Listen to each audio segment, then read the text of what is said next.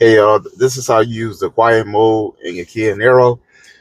First you swipe over and right there it says quiet mode, you press that. Then all you gotta do is press quiet mode again.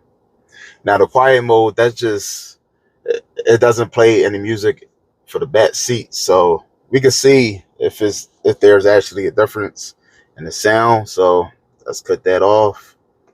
Let's see.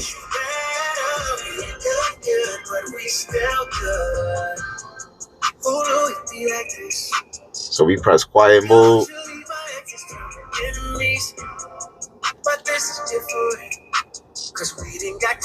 It's tough to tell up front, so let me press that off. Let's go to the back seat and see if there's really a difference. Let's see.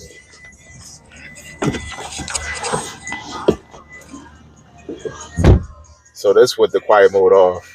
This is how it sounds back here. So now, if I go up, let's press it on now. See how it sounds. Yeah, I can hear the difference. It's a little bit more quieter back here. But you still gotta have it pretty low, I'll say, to really not hear it, back here. So thanks for watching. Please like the video and subscribe to the channel.